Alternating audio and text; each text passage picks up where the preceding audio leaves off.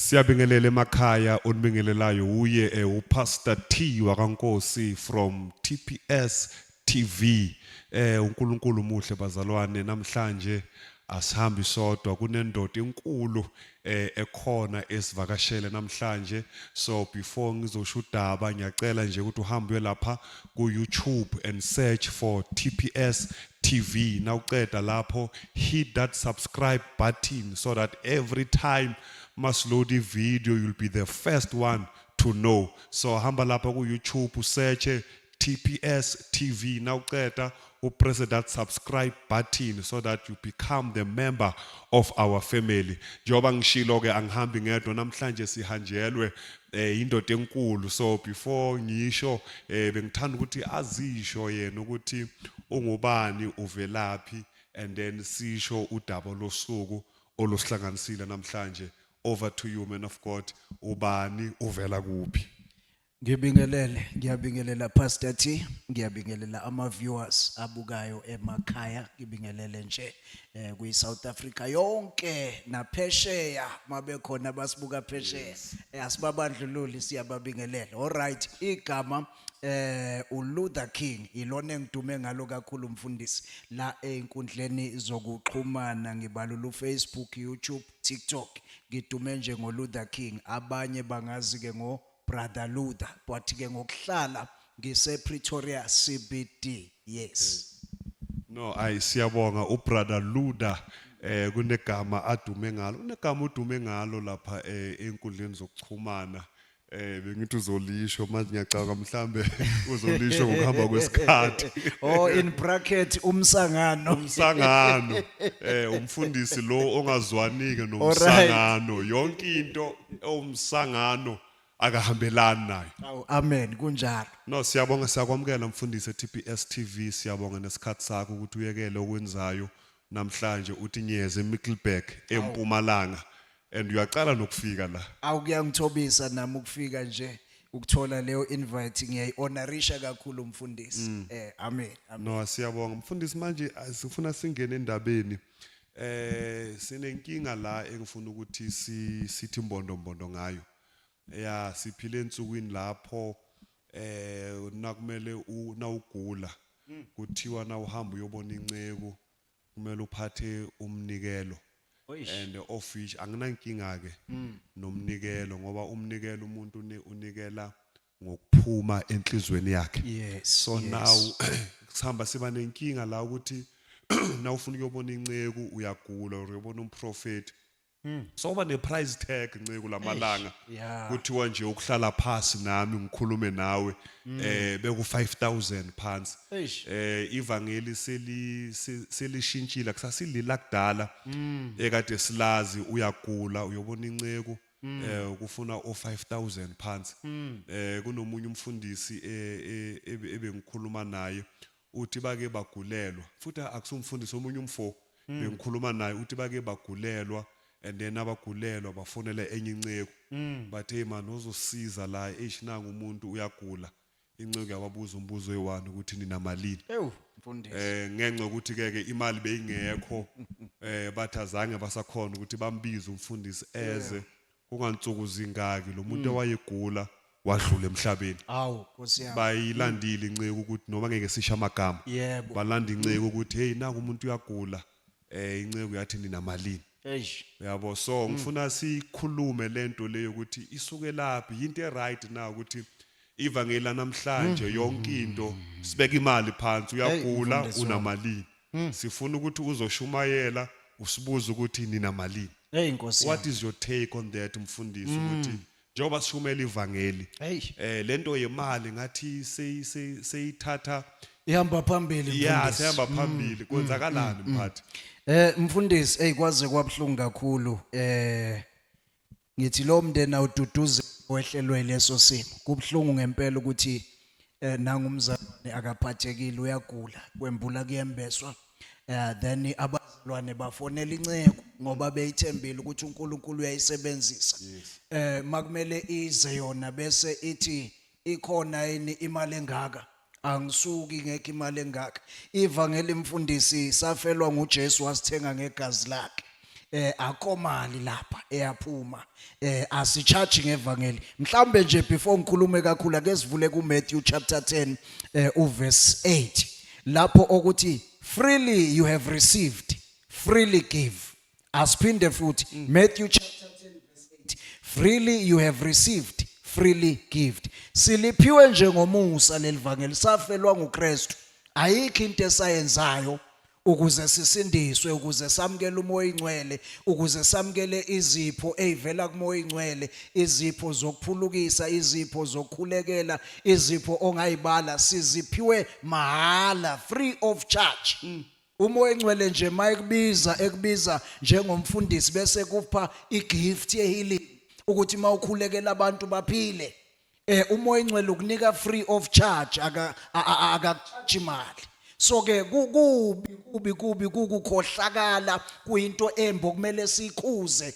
kuyichilo kukulamba ingceku leze ilambile umsangano lento engiyibiza ngomsangano ingceku lezo ezibize zathi mayiziza kwiministry zathunywa indlala ngoba ibalekile nemotive ukuthi uzube inceke kaNkulunkulu uzushumayele kwesisikhathi uzuqale iministry kube nabantu baholayo yini motive yini ekuphushile uye lapha ngoba ulambile mawubuka abantu ubona ama1000 mawubheka nje kunabefundisa kanjalo manje abazalwane begcwele enkonzweni la ikhonzisa khona mayebona ikhanda nje lomfundisi akabona umuntu akabona umzalwane ubona u200 rand ikhanda nekhanda uyabala njengoba bewu5 nje abazalwane 1000 rand senginalo liyaphuma 1000 yingceku ezithi mayibheka abantu noma zibheka abazalwane zibabheke ngalolo hlobo ukuthi bangamabhenke kulapho khona kokumele zisavune khona imali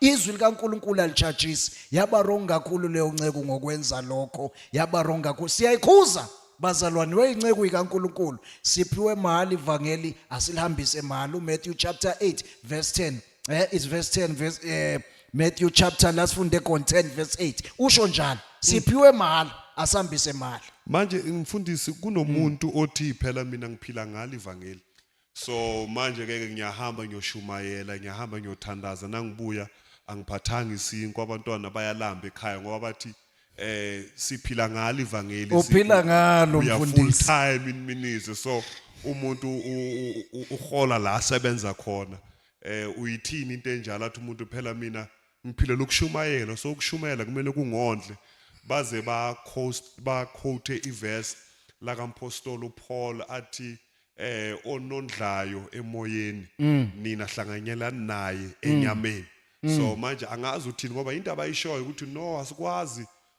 uzoshumela mahala ngezwe enye inceke ethi ezangomeni niyakhipha imali alright ngiyakuzwa mfundisi ba misinterpret u1 Corinthians chapter 9 verse 14 mhlawumbe nje nawe singawubheka 1 Corinthians chapter 9 verse chapter 9 verse 14 ba misinterpret nje izwi likaNkulunkulu lapho ukuthi in the same way the Lord commanded that those who proclaim it's in translation those who preach the gospel yes should get their living by the gospel laba bashumelayo funeke baphile ngani ngakho ukushumayela baphile ngani ngalizwi baphile ngani ngakho ukukholwa it's a command makuthiwa ke baphile ngakho akushiwo ukuthi badimande abantu ukuthi yabona njengoba ungibiza nje ukuthi ngizoshumayela it's a must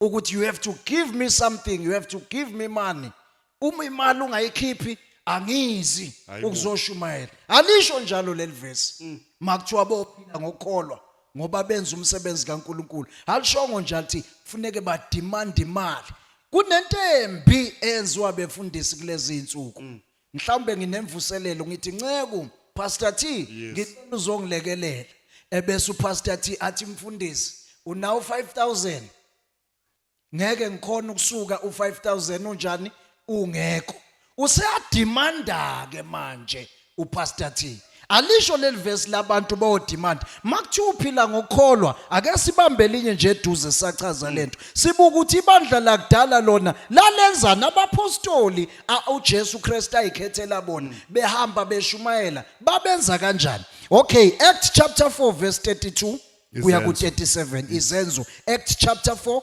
verse 32 kuya ku 37 verse 32. yes sengikhona mina mfundisi. Yeah, Okay, sengifike. verse 32 Yes. all the believers were one in heart and mind. Yeah. Okokuqala bonke abakholwayo onke amakholwa were one in heart and mind. Babe nomqondo owodwa benhliziyo nye. Umqondo owodwa kwakuyini to will souls. Okay. Ukuwina imphefumulo. Okay, asiqhubeke. No one claimed that any of their possessions was their own. Akekho wayethi lokhu ngokwami nginjani ngingedwa. But they shared everything they had. Babesherisha yonke into abanayo. Verse 33. With great power the apostles continued to testify to the resurrection of the Lord Jesus, and God's grace was so powerful at work in them all. Verse 34. There were no needy persons among them, for from time to time those who owned land or houses sold them, brought the money from their sales. Okay, verse 35. And put it at the apostles' feet, and it was distributed to anyone who had a need. Hayibo. Uyabona ke manje Hayibo. ukuthi ibandla laliphila kanjani. madoda. Singathi abapostoli or abefundisi or ingceku zaqala zebandla the early church. Uyabona yini ababenze labazalwane? Babe umqondo munye benhliziyo nye. Their goal was to win souls. Kwakuwina imphefumulo, hayi ukusavuna imali. Hayi ukubiza imali kubazalwane kodwa ukuwina imphefumulo yabazalwane babesherisha babeze bedayise ngisho izinto abanazo mase beyidayisile zilethwe ebandleni kuma leaders kuthiwa nayi imali esiyisebenzile shuthi abasebenzayo babeletha ithukuthuku zabo bethi nakhe sikusebenzile kwabese lokhu bese kuyathathwa. It was not one man show ukuthi njengamanje kusuka abantu abawu 5000 bayonika indoda eyodwa imali bayiphakamise idla imali yona yodwa ihambe ngezimoto ezinkulu kodwa laba bazalwane babethi mabeletha okwabo la madoda ayethembekile abapostoli babeyithatha bayidivide lento bese beyisherisha kufidwe abampofu abahlupheka kubuke la kunabahluphekayo kunabahlwempu wayengabonakali onakho nongenakho wayengabonakali o rich no poor awungeke umbone ngoba babe into eyodwa babethandana babesherisha. Manje liqhamuka phi leli vangeli elithi nika indoda imali eyodwa bonke abazalwana basebenze kanzima bahambe bophakamise indoda. Ivangeli liqhamuka phi lelo ncebo ngoba silitholi la sifunda khona alikho ezwini. Phela uyamuzwa lo 35 la Yes. lithi ngelami and laid them. Okay, ngicela ku verse 34. All right. Nor was there anyone among them who lacked, Who lacked? for all who were possessors of lands or houses sold them and brought the proceeds of the things that were sold. Exactly. 35 and laid them at the apostles' feet. Bambang, and they distributed. They distributed. Abadlanga abapostola yayingekho lento mfundisi yokuthi imini leader if unganikeli God won't bless you noma usunikelile ngoba into enziwa namhlanje umzalwane noma esenikelile kunabefundisi abaselfish ngalendlela mfundisi ngoba beze bazoshumayela ivangeli belambile bethunywe indlala ma umnikelo usufikile kudla yena kudla ifamily yakhe uhamba ngezimoto ezinkulu kodwa amongst the church kulomhlamba awulidayo kunengane lapha esigqoka ibhlukwe lalimnyama kodwa selingathi libomvu selithanda ukuba maroon ihlali khona iphuthi Sunday neSunday la uyadumisa nomzalwane uyathandaza upheka itulo uxhuma sound system wenza yonke into uzinikele ngayo yonke indlela kodwa kanaka umfundisi imali yonke uyithatha idlela laba abahluphekile akayingena akayicabanga nokuyicabanga kudla yena kumala yena ivangeli eliqhamuka phi lelo nceko. Hey mfundisi no hayi ibhlungu leyo ukuthi solo ngiyaphakama mina ngedwa la ebandleni abangilandelayo mahlwembu bahlwempu and uthatha kubo laba bahlwempu and uyadimanda usebenzisa uCorinthians lo esiqale nga you are demanding now. ya baze banikele balethe imali uthi mali bani imali ezekimi le No mfundisi ba demand uya demand. Access umnikelo ngophela umnikelo you give willingly, you give uzikalele wena ngesilinganiso wena oyikalele sona, wena sewuya demand. mayinceku kune trend ke esekhona manje especially mhlambe let me make an example kunomfundisi mhlambe usuke eJoburg simemela la eMpumalanga eMiddelburg or mhlambe usuke eKZN sithi wenceku siyacela man sine revival unceku athi funelani iPA yami All right. masifunela iPA ithi ubaba kaphumi ngaphandle kwe25,000 manje nawubheka lo 25,000 kunabantu abasebenza inyanga yonke bafukuze bangena ekseni ngo5 Yebo. bochayisa ngo4 mara lo 25,000 abamenzi Abamenzi. ngenyanga bese thina ke inceke ukuthiwa just ukuzoshumela 2 hours 25,000 pass nawunganayo ayinceka yizi emvuselelweni Inkinga ikhona nceke enkulu. Njengoba ngeke ngasho nje ukuthi kunabantu abashumayela indlala. Mawuthi uyahlolisisa ukuthi why waba umfundisi yena uthi ingenxa ukuthi wabona imali ukuthi imali iningi ngapha ekushumayeleni. Ake sifunde nje Luke chapter 10 verse 7. Sifunde ukuthi lithini izwi likaNkuluNkulu ngomuntu oshumayela izwi likaNkuluNkulu funeke abehave kanjani, aziphathe kanjani, nangu uya invitewa funeka abize imali. Nasifunde lapha Luke chapter 10 verse 7. Okay, now ke kukhulunywa la ngomzalwane, siqale nje lapha mhlawumbe umzalwane uyedwa maybe by group baphumile bayoshumayela izwi likaNkuluNkulu. All right, noma uinvitiwe ke noma ka invitewanga. Okay, asifunde verse 7. Stay at the same house eating and drinking whatever, ngifuna underline lapho nceko, whatever you are offered. Whatever uyayi underline leyo nto nceko. Eating and drinking whatever you are offered, not what you charge. Ngoba once wathi manje ngine PA, iPA ithi ubaba kaphumi ngaphandle ka 10,000 usuya charge. Leli verse kalisa apply, it's no longer whatever you are offered.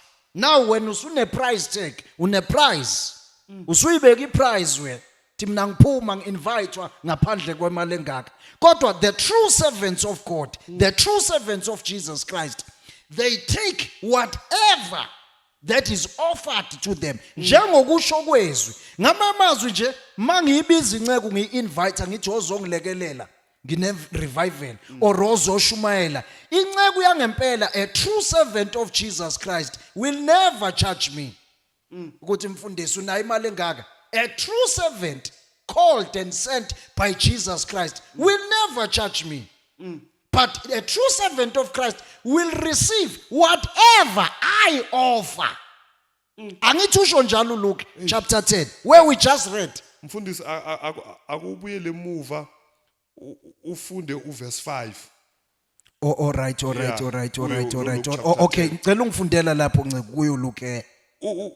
Chapter 10 verse 5 uLuke uthi but whatever house you enter, yes, first say peace to this house. To this house. Number 6. And if a son of peace is there, your peace will rest on. Yes. If not, it will return to you. Yes. And remain in the same house, eating and drinking such things as they give. As they give. For the laborer is worthy of his wages. Exactly. Do not go from house to house. Exactly. So, awuze uphethe I-price tag. No, nceko, no. You take, you receive whatever they offer. Noma ngama emazwi nangu umfundisi uyakumema umfundisi ngishonelwe. Anginayo umuntu ongangifihlela ilunga lami lomndeni. Ayindi sikhuluma ngokholwa lapha. Yes. Sikhuluma ngevangeli. Asikhulumi ngebusiness la. Asikhulumi ngefuneral parlor ethi masokhipha umuntu ozoba ispeaker sidinga imali engaka ukuze sikunike ibhokisi lokufihla sidinga imali engaka mhlawumbe ufuna isound system yethu iphuma ngemali engaka. Sikhuluma ngenceko lapha ebiziwe yathunywa uKristu. Sikhuluma ngomzalwane osindisiwe. Ngishonelwe ngumzalwane. Ngiyacela baba uzongifihlela ilunga lami lomndeni.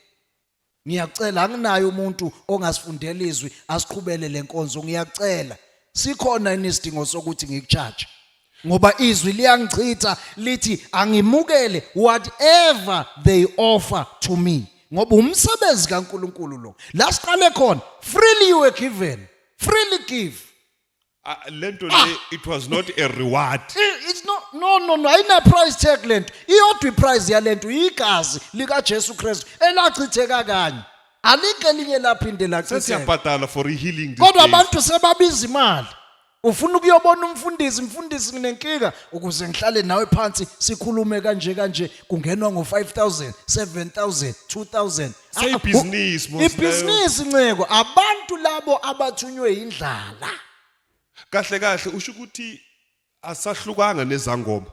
Awu Ngoba phela moya ubona isangoma ubeka imali. uphi umehluko ngophela. Ubona isangoma ubeka imali, ubona umfundisi ubeka imali. Awu uphi La umehluko. felihle kangaka. Uphi umehluko akusazona inceko lezo. Yimpisi eziphangayo ezabonwa uncandwe. Yimpisi lezi eziphangayo. Manje mfundisi lento le ibuya ingibuyisela lapha encwadini yama Acts. Yes. Le ntombazana le ekade ibhula. All right.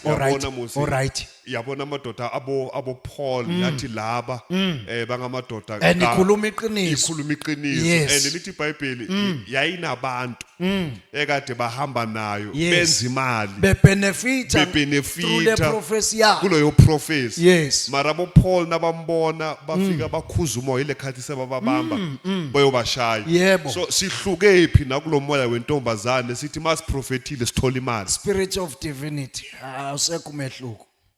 Hey, Awusekho umehluko. Awusambona umzalwane nesangoma. iseyinto eyi-1. Sekuyinto eyi1. Awusambona umzalwane nenyanga. Sekuyinto eyi1. Mhlambe mfundisi le Bible asilifundi kahle kunala uJesu mhlambe Hey. wavimbela abantu ekhoneni wababhadalisa somewhere mhlambe likhona iverse maybe lifihlakele bona Genesis bayalazi. to Revelations inceko asizwa nje ukuthi uJesu wabhadalisa abantu abafuna imali. Kukodwa la sizwa khona uJesu kukhulunywa ngendaba yemali la kumele khona kukhokhwe itax nakhona kwenzeka imiracle uthambani Nothola ifish. ufishe nizofike novula umlomo akazi uJesu acharge imali ebantwini never. iBhayibheli lonke Genesis to Revelations angazi minti lo mkhuba siuthathapi wokucharge abantu. Angiwazi mina lo mkhuba ngoba mfundisi mangik-invite ngikususa lapha engikususa khona already njengomzalwane okholwayo nothembekile kuNkulunkulu lo engimkhonzayo enkosini ngiyazi njengoba ngimsusa nje unceko mhlawumbe uzogibela njengoba ngimsusa mhlawumbe unefamily njengoba ngimsusa mhlawumbe konke abebhizi ngaya bengayenza mina sengikuprepare vele ngiprepare ukuthi okay inceke hayi sengohlanganisa nanku umnikelo ngiyibonge ngayo mhlambe siyofaka upetrol mhlambe mayifika kuyifamily yayo siyofike ibonakala ukuthi nayo ibinjani ibiphumile kodwa angikwazi ukuthi mangikubiza njengenceko bese ngizwa ngawe kube nguwo tshena mina ukuthi hayi nceko beku 10,000 ngifuna imali engaka umsangana kulona ivangeli abantu abalambile nje nceko Umsangano. umsangana nabantu abazokwenza ibhizinisi labo ababona abashumayeli labo nceko bazenzela nje ibhizinisi. Mfundisi ngithanda lento le uyishoyo ukuthi nangabe ubiza inceko nakhona khona mhlambe usilalele manje Yebo. osibukele asisho ukuthi hlukumezana inceko Asisho njalo no. uyobiza inceko KZN Yebo. ithela imali Hey. isebenzisa imali yomndeni wayo Igibelele, yenze konke. izigibelele yenze Yebo. konke iphinde ishumayele ijike njalo Ihambe nokumjuluko uthi lapha. uNkulunkulu akubusisa awukhulumeli lo Afike inkosikazi nezingane awunuka umjuluko buphumile akaphethe ngisho iswiti asisho lokho. Kodwa sithi inceke azingacharge imali umsangano akhona ukukholwa amanga kaSathane lawo umsangano akhona ukukholwa nje inceke lokho mara lesibindi sokuyochacha uyoshumela ngoJesu Ewu kanti nceko. mhla usindiswa ukhiphanga mali Awukhiphanga mali. mase kumele kusindiswe abanye sokumele sifakele wena imali mara ubuthakathi lo Mina nceko ngiye ngishaya uvalo. Lokhu ngaqala nceko ukushumayela. Lapho engihamba khona engi-invitewa khona. Akaze ngicharge nangoyedwa umzalwane imali. Akekho noyedwa umfundisi ongavela ngisho la kwa social media. Athi hawu nceko umsukhuluma iphutha angeni ngake ngaku-invite wangicharge imali engaka. Wonke umzalwane ongifonelayo nongi-invitayo baye bengibuza impela bazalwane brother Luther pastor or pastor Msangano ucharge malini ngiye ngibatshela bazalwane cha mzalwane mina ngicharge lutho kuye kube kuwena nje kuphela ukuthi mhlambe unomnikelo ofisa ukungipha wona ungiphe lo futhi ungenawo kulungile singakhulumisana ngoba phela kuyagitshelwa kundizwe sesingaxoxisana ukuthi ngiza kanjani kuyenzeka futhi mfundisi mina ngiye kwendawo ngiyigibelele ngibuya ngishumayele ngingatholanga lutho futhi kuyenzeka futhi ayikho inkinga alikho iphutha ngoba ivangeli leli alicharge alikhokhelwa asikho isono mangingatholanga lutho shuthi abazalwane bekungekho khona angikwazi ukubabeka icala ngibablame ukuthi ngihambile ngabuya angitholanga next akulona ivangela manje mfundisi na uthi wena uzigibelele yebo na uqoda ukuzigibelela waphinda wajika ngaphinde and inkonzo kunikeliwe wangatholi imali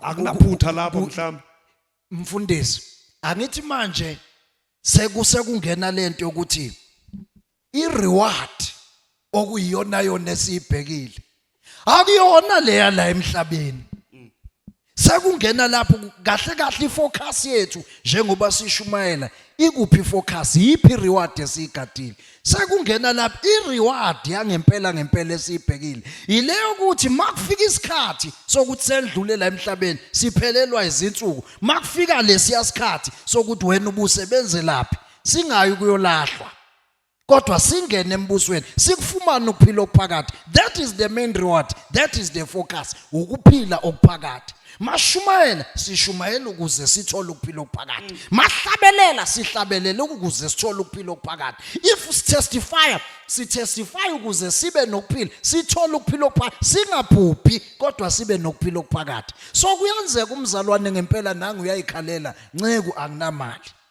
kodwa ngiyakudinga uzongilekelela ngiyakudinga mhlawumbe uzoshumayela ngiyakudinga mhlambe ngiyakudinga uzongifihlela ilunga lomndeni wami sekumele ngenze njani ngoba phela umzalwane uchazile akanamali ngiyahamba nceko ngenze lokho abangibizele khona ngibuye ngingatholanga lutho alikho futhi icala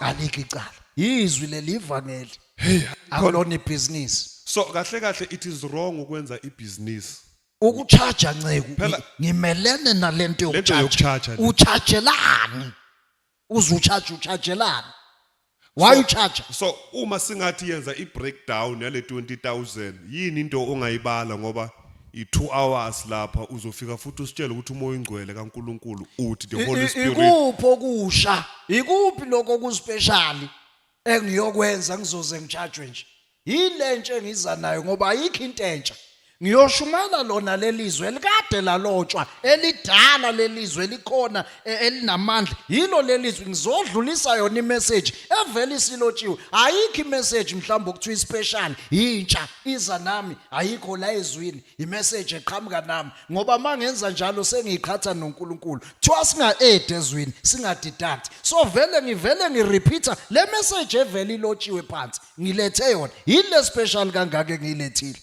ngoze ngicharge imali ngichargelana hayi mfundisi hayi no yile abazoyizwa abaqala ukuzwa ngami abangakaze bayizwe okufuneka ngibachargele yona manje umbuzo enginawo kulo sibukele lapha ochachayo mhlambe bayakumema bathi kunemvuselelo bacela ukuthi uzoshumayela kunabantu okumele basindiswe bese thola ukuthi ama host awanayo le mali oyicelile so wena uthi abantu abafe baye esihogweni bangayithola igrace yakho ngoba uyacharge baye esihogweni ngoba imali oyichachile sihlulekile ufinyelela kuyo so ufela ukuthi ungayi ukuyoshumayela ngoba asifikanga kule amount osibiza yona yikukholwa lokho mfundisi uselapho nje 1 Corinthians chapter 9 verse 18 asiye mfundisi 1 Corinthians yokucharge ye madoda 1 Corinthians chapter 9 verse 18. verse 18. Yes. Ake sizwe. Usho mawusufikile mfundisi. Sengifikile. Ake ngiqale lapha kumina ukuthi what then is my reward? Huh? That in preaching the gospel I may offer it free of charge. And so not use up my right in preaching it. Makuthiwa not use up my right. Sesibuyela kuleya nto iverse elithi uyophila ngokholo opreachayo noshumayelayo uyophila ngani I right yakhe. Vele ithe command ebekuyo uNkulunkulu ukuthi ngoba wenza lo msebenzi kumele aphile ngani ngawo I right ke lelo ilungelo kodwa manje lapha kuganyisa ukuthini we preach it free of charge there is no price tag kwi gospel Izwa leli mfundisi. Balele lapha ekhaya ngiyacela sizwe kahle. Izwa leli lithini? What is my reward then? yes That when I preach the gospel I may present the gospel of Christ Yes. without charge. without charge Izwake, that I may not abuse my authority in the gospel, Exactly. saving all men. ngiyathi imnandi leyo translation Awuyifundi imnandi futhi, leyo awuyizwe translation nje. ake ngiqale nje lapha egcineni siku verse 18 Yes. angiqale nje what is my reward then Yeah. that when I preach the gospel I may present the gospel of Christ without charge Without that I charge. may not abuse my authority in the gospel serving all men ngamanye amazwi noma ngabe kuthiwa lo muntu oshonile enceku ubengakhonzi la wena ukhonzisa khona as long kodwa kukhona umzalwane ekhala mfundisi ngishonelwe isihlobo sami ngiyacela mawungekho busy unaso isikhathi ngiyacela uzongifihlela lapha ke ekhaya sihlwempu siphuwa Nkosi yami siyaphathanisa sisosizini imali asizukuba nayo ngiyacela mfundisi mawuyinceke kaJesu Kristu ethembekile hamba uyofihla leliyalunga lalo yamndeni walomzalwane noma lelo lunga belingakhonzi kuwe hamba ulifihle ungachaji imali ngoba ungaqala ucharge uya abuse manje mawuthi lithe izwi siyophila ngokholwa njengoba sophila ngokholwa anikwazi ukumbiza ninganginika imali khiphani 5000 nihlala ngami lithe izwi siyophila ulambile ke lo muntu nceke ulambile eswini umuntu ofuneka ofuna umsebenzi lo athola umsebenzi aqashwe ngoba kenza ivangeli wenza okwakhe akulona ivangeli lelo akahambe lo muntu ayefemini aqashwe Fundisi nali verse. Without charge. Yabona ngavele ngapusiseka. Without charge. Ikhuluma ngokucharge ishanje direct. Phela sesiqedile kahle. Shut direct. I Without may charge. present the gospel of Christ Yes. without charge. Uyabona mawusethi angiyizi ngoba ayikho imali enikhiphi you are abusing. And akukho lapha izwe lithi asicharge khona. Akukho. Elithi aso charge njalo. Manje njengoba athi umuntu imali yamakhosti awungitshela ukusuka eJoburg ukuza eMpumalanga so ngaba u10000 kanti ikhona imoto egcwala ngo10000 umsangano nceke uzobona bazoku-attack nje nawe nami bazongi-attack laba bachajayo bakhona ontaba kayikhonjwa sebayakhomenta nje abazohlangana nale video uzobona bakhona abazodibana ontanga bakayikhonjwa badumile banamagama amakhulu bayachaja hayi madoda bakutshela ushumayela ivangeli lendlala uyayihluphekisa awuhlakaniphile awunayo wisdom uma ungachaji wisdom yasesogweni nceke wisdom yokunuka umsangano nceke ophinda phindiwe ingceke zikaSathane lezeze balambile labantu abahamba qashwe abafuna icareer bafundela umsebenzi babe neskill bahambe bahola imali bayeke lento yokushumayela kahle sesiyalithengisa ivangeli the way izinto sezingakhona kunabantu uNkulunkulu abaphakamisile ngoba phela nawubizwa uphiwa isiphiwo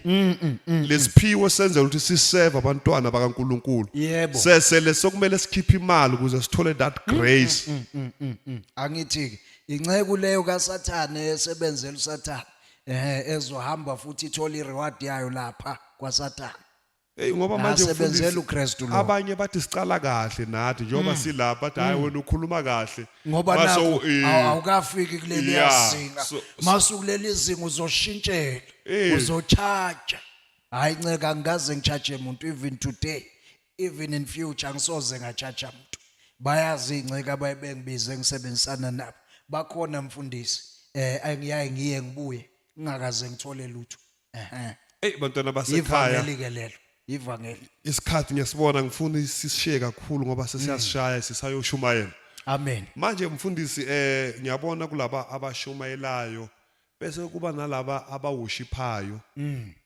bayahlabelela nakhona njengoba kwenziwa ama event yebo yashungayelwa umuntu ukuzocula nje izingoma ezu3 noma ezu4 and ushumayela wona umhlabelelo wokholo yebo gijima abo 30,000 manje gijima abo 40,000 abanye gijima o 70,000 ukuzohlabelela ngoJesu labaqeda baze bakhale babanja umuphi umoya mara yazi ngiyazibuza ukuthi ubulela abantu kangaka nalephimba uliyelanga esikolweni uthena uhlakanipha belikhona uNkulunkulu ukuphila amen mara kuze ukuthi useve uNkulunkulu ngephimbo lakho abantu baphile ngokuhlabelela kwakho eyinceke imali noma sekuthiwa kuyachajwa mara nceke 70,000 100,000 siyapi nceke yenkosi into eshayile sishawa ukuthi bafike basindiswa bazalwane bamkela uJesu mabamkela uJesu isiphiwo umuntu asiphiwe uNkulunkulu angithi baze bathi lethizwe isiphiwo sakho siyokuvulela indlela sokuhlalisa namakhosi makuthiwa siyokudlalisa namakhosi phela eyabazalwana angazi balifunda bali-interprete kanjani iBhayibheli makuthiwa siyokudlalisa namakhosi akushongo ukuthi lawo makhosi ayokunika imali inkinga iqala khona lapho nje isiphiwo siyokuvulela indlela siyokudlalisa akushongo la makhosi ayobekufaza ngemali akushongo la makhosi nje ayokunika imali the great example nje ye interpretation yalelo verse nangu ubani uJoseph wahamba eyislave ethunjiwe wagcina ebekwa phezulu prime minister ukuhlala ke lokho nani namakhosi so abazalwane makuthiwa siyokuhlalisa namakhosi isiphiwo sakho wena uvela bonke njengoba nginezwe elihle nje niweshipa kumele ngikhokhelwe ngalo akuyona icareer le umsebenzi kaNkuluNkulu bangazosangana abantu endlini kaNkuluNkulu uvela bona umuntu njengoba sengidumile nje ngipreacher sekumele njengoba sengiyibrand nje sengiyibrand ke sekumele ngicharge imali umsebenzi kaNkuluNkulu lo bazalwana akuyona icareer kuhle mina nokuyofunda I'm not against it kuhle ukufunda vele we must have knowledge is power kumele sibe nolwazi sifunde ukuze siapprove sisifanelekile sihlole imibhalo sihlole ukufunda lokho so nokuye eBible College kuhla ngugqeki mina lokho kuhle usuke uzi-upgrade ukugena ini ulwazi kodwa musukuthi ke mawusubuye eBible College ungumfundisi ngoba wena uyile bese uyabuya bese ucharge abantu akuyona icareer le lapho umuntu ahamba yokwenza inursing abuya abe unurse bese yaholelwa ngalokho mawuyofunda fundela ukuthi uthola ulwazi hayi ukuthi ubuye bese uthi mina ngine certificate ngupastor ngiqualified ngifundile therefore sengiyahola umsangano lo amanga kaSathane ayikho into enjalo babuke lapha emakhaya asiyekele nomsangano lento yokuchacha nalento yokubhadala abahlabelelayo kuthiwa azathi siyambhadala kuright ukubonga ngoba noma nawe umfundisi nawe phela unga-abuse abantu okhonza nabo mfundisi ukubamba lapho mawuthi kuright ukubonga uyabona umehluko makuthiwa uyabongwa umuntu obongwayo akayikaleli yes ulapho nje umehluko awukwazi ukuthi uyangibonga ungibonga ngemali engikucharge yona ukubonga okunjani lokho ngapha mangithi ngiyabonga ukubonga kusuka kuwe kuthi hayi lokho ku-enough ikhona ngikuprepareile siyabonga nceko isikhathi sakho nokuza ukuresponda masiku-invite hayi siyabonga into esuka kuwe ikalele yona ungibonga kanjani ngemali engikucharge yona awusabongi phela usuyakhokha ile nto enziwa yilezi nceko ezilambile lapha ngathi uNkulunkulu angasiza abaningi abantu abadlulile emhlabeni izinceke zahluleka ukuthembeka kusiphiwo ababe naso uJesu wahlangana nempumputhe wakhafulela amathe emhlabathini wamninda ngodaka wadaka emanzini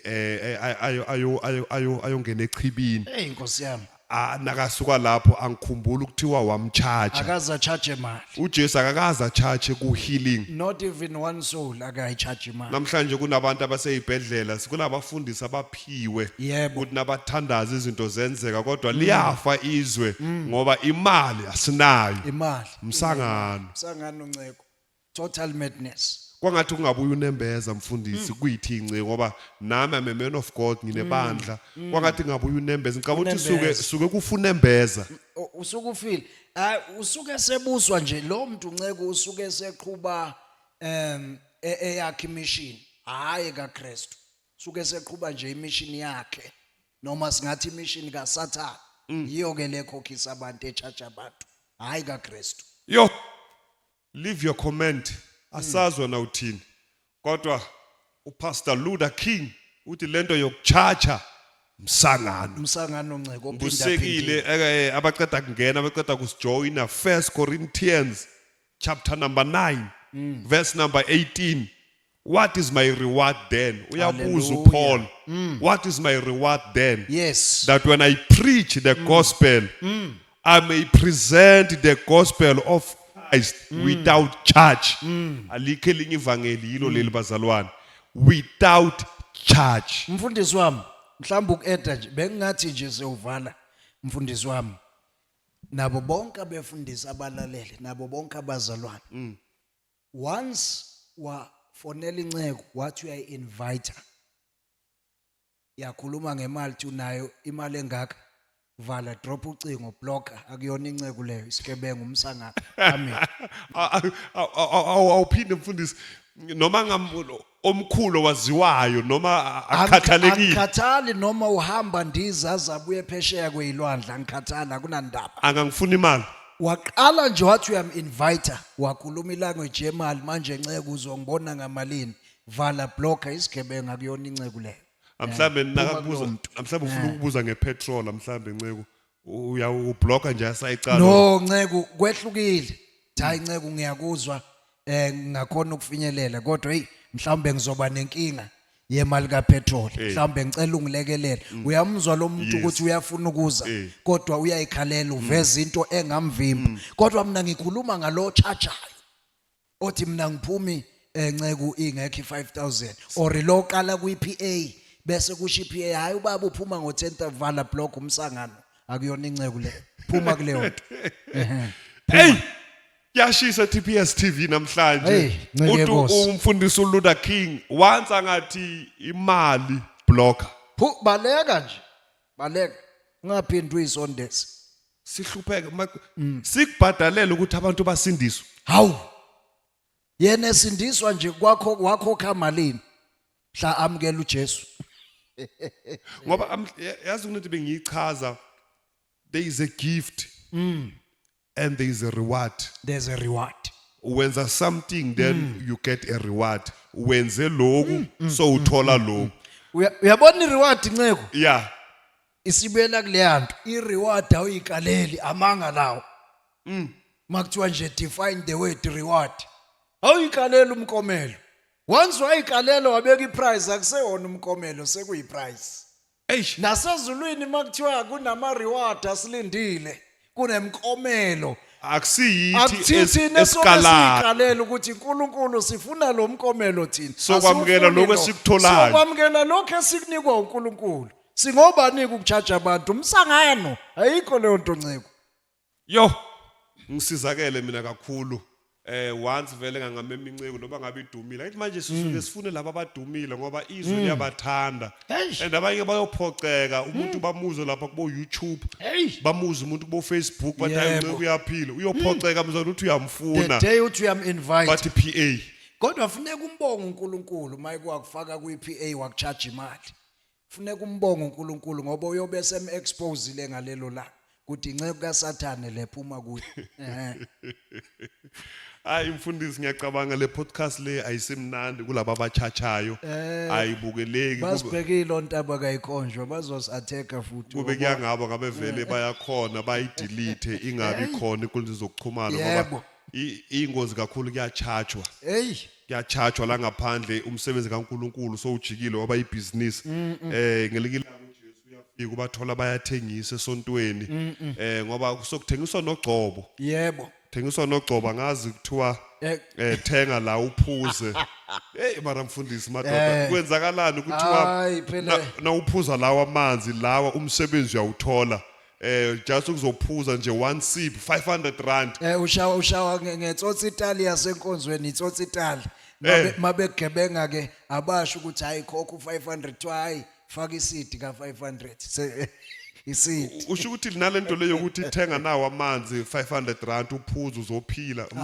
umsangano angithi kube kuya ngabanye nje manje ngabe kunehlabathi kube balibona ihlabathi lele lathathwa uJesu walifaka amathe wavula amehlo leyandoda ukube nje balibona thi lelihlabathi walikhala hawu ngabe liyadayiswa kumanje lelo hlabathi ihlabathi lele lavula amehlo empumputhe liyokwenzela imhlola 1500 uthola inhlabathi kuyokwenzeka imanga awuboni spiritual awukwazi ukuprofesaya ngoba nanti ihlabathi revelation izambulo uyobona yonke into efihlakele ngabe liyathengiswa kuyimanje kube bayazi uJesu walithathapi induku kaMose ukube kuyazi ukuthi iphi ngabe iyadayiswa kumanje ngabe seyagaywa yaba izimvuthu kuthiwa mawuthathe nje inkeshezana engaka yenduku kaMose kuyokwenzeka imhlolo ngiyakutshela nceko osomachalsana igebengu sona inceko lezo manje ibandla likaNkuluNkulu aliphaphame abantu bayadliwa mfundisi in the name of God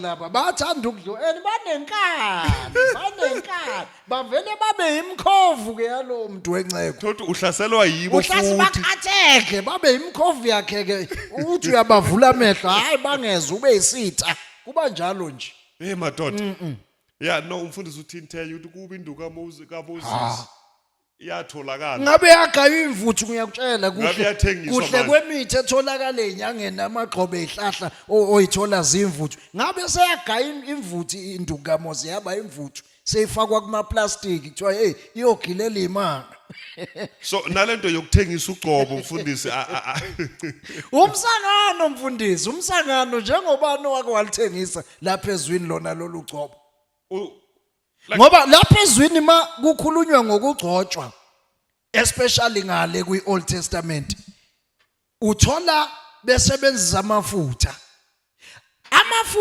ayingalona ugcoba wasila ugcobo kodwa kwakuba isymbol kamoya ingcwele lamafutha ayesymbolize ugcobo lwakamoya uyangizwa nceka kaNkuluNkulu hayi ukuthi wona aye ugcobo kwakungamafutha nje ingabe kwakuyi olive oil ingabe kwakuyini la kwakungamafutha but ayesymbolize ugcobo lwakamoya not ukuthi amafutha wona aye ugcobo manje mawusudayisa amafutha ke uthi uyawadayisa ushintsheke ilanguage hayi faka isidi lamafutha ayogila imanga umsangano ngoba amafutha wakazabe ugcobo.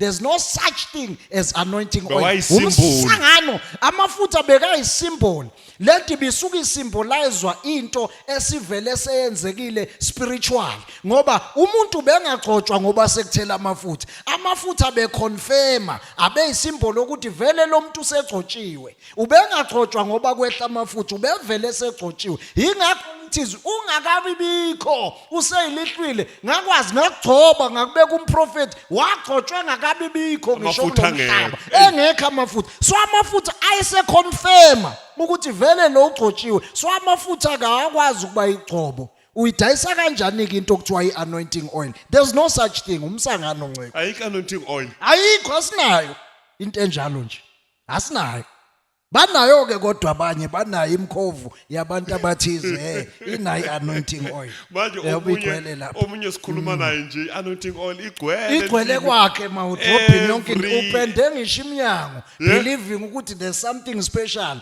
ngale cooking oil ayikho the special yo bandla likaNkuluNkulu phaphamani ugcobo aluthengwa never. You will never buy anointing. How can you buy a spiritual thing? Uyithenge ngemali. Baphambene abantu. Ingqondo. Hayi siyabonga abalaleli lapha emakhaya. Phaphamani maningadliwa. Sokunezimpisi la ngaphandle. Abathatha advantage ngenhlupheko zabantu. nami angeke ngisho amagama ngike ngaba nesimanyana Hey. ngathi ngifonela inceke inceke manje akungibonise ngidinga umthandazo wathi kimi ngakhona ukulungisa 1.5 Hey, zwana nje. ngabona ukuthi no man abantu bayadliwa la ngaphandle and okubhlungu if badliwa abafundisi abantu badliwe inyangeni phela lithi iBhayibheli lo wesifazane lapha waspenda konke anako Yebo. lo kade nesifo somopo waspenda konke kade anako naphila ngako inokuthi isimo sibe ngcono Sangathi- saba worse Wangasiza until wayothinta umphetho wengubo kaJesu wafika kuKristu. akuzange kuthiwa manje njengoba sowupholile faka something Akazi uKristu amcharge lutho. Even nabafundi bakhe uJesu Kristu abakazi bethi hey singama PA kaJesu. Njengoba usuphilile phela funeka ubuye Akufake so. uzobonga upapa. Funeka ubuye Yo. phela. Kaze kwenzeke. zanini kimi nonke nini enikhatheleyo nenisindwayo abantu babuya ngaphandle bakhathele ukubhadala izinyanga abantu badliwe izinyanga Hayi, mfundisi. babhadala izinyanga bangasizakali bahamba baya kwamhlaba uyalingana bangasizakali kwaphela imali bakhathala bezwa ngoJesu bathi bafika endlini kaNkuluNkulu nakhona kusafunakala imali abantu abasazi ukuthi babalekele kuphi emasontweni kuyabhadalwa ezinyangeni kuyabhadalwa kuyokuthiwani ngabantwana bakaNkuluNkulu Mfundisi akonakele. sibadla kaNkuluNkulu asiphaphambeni indaba yokuthi ucharge mfundisi lithi iBhayibheli do not charge Asicharge. Iera umsangana. Ulambile lo muntu. Phuma kuye lo muntu okuchargeayo. Umbloke akuyona inceko. mfundisi ngathi uNkulunkulu angasivusela abantu balenhliziyo nayo amen. ukuthi umuntu eze azokwenza umsebenzi kaNkulunkulu uma bangambonganga athi baba ithikithi lihambile Yebo. wena ubonile Yebo. ngoba lithi iBhayibheli umvuzo wenu mkhulu Mkhulu. ngoba abantu nabakubonga kahle kahle bakunciphisela isibusiso But they are robbing you of your own blessing, of your own reward. Sangiyani understand ivesi elithi bayothi kuye besikhipha amadimoni egameni lakhe athambana nginazi Anginazi. and you did miracles and wonders They did receive their rewards, those people. They already received their rewards. But njoba bewakhipha lamadimoni abawakhiphi mahala, abawakhipha nge-5,000. Eish. Sebewutholile kumvuzo. Vele baze bayikhandela wabo bayokwenza i-agreement nawo amadimoni. Baze bayokwenza i-agreement. That's how deep it goes. Ukuthi mabefika lapha nina phumani kimi ningene kuloya. Nimenzisa 1 no 2 bese ke mina ngiqhamuke ngathi ngiyanikhipha ngiyamanifesta mase nimanifestile bese sidla imali ayithi benza iagreement noSathana abantu ayithi iyo umdlalo igame iyona ledlalwayo hayi futhi siyakubona uqala enye nesikhathi sesiphelile ngiyakubona soyajula manje Yeah. no babuke lapha emakhaya ngiyacela asivule namehlo masingadliwa kakhulu nangabe ufuna inceku inceku yathi 15,000 baleka ayikho into kaNkuluNkulu ethengwa ngemali yebo ngoba nathi asitholanga ngemali Injalo. freely you were given freely you receive Freely. freely give amen uyithola ungabhadalanga Yezwi. ikhipho ungabhadalanga Hallelujah. uNkulunkulu uzobonelela God is our reward and not men no siyabonga mfundisi I don't know your last words to ababukeli emakhaya ngoba lento le ihlukumezile ibandla likaNkulunkulu indaba yokuchachana indlu kaNkulunkulu seyiphenduka ibusiness yonke into manje ibusiness uyashumela imali umuntu uyagula imali bayahlabelela bonke umuntu manje ufuna ukubhadalwa imali manje angazi ama-asha wona kumele angabhadalwa wona na ngoba nathi uya-check yilabo bama-keyboard bafuna ukubhadalwa Ama-worship. ama-worship afuna Abefundisi. ukubhadalwa umfundisi Abo-MC. abo-MC bafuna yonke into kanti madoda athi uPaul lo mqondo engathi kuKristu Jesu awubekini yeah. umbuzo enginawo yiwo lo mqondo kaKristu lo akusesiwo kaKristu kaSathana ingakho sinama worship angakholwa uMC abangakholwa abefundisi abangakholwa kuqhamuka khona lapha ibusiness Hayi, awusivalele baba ngazi your last words to our viewers emakhaya siyabonga bazalwane cha waqala umfundisi impela wathi uyamema or wathi uyamcela azokuphathela inkonzo wakhuluma indaba yemali ukuthi akasuka imali ethize ingekho blocker vala akuyona inceke ubonga uNkulunkulu usem-exposile ngale kwalokho ngiyatholakala ngise-Pretoria CBD next to Beggars Park siyakhonzisa lapho ngama Sundays. Inkonzo iqala ngo-10 ngama Sundays. Pretoria CBD next to Beggars Park. Inamba mhlawumbe ongangithola kuyo uma ufuna sikhulume iya WhatsApp iyafoneleka 065874 3816 0658743816. Ungangithola ke kwa social media, Facebook uLuther King, TikTok uLuther King, uYouTube uLuther King. Amen.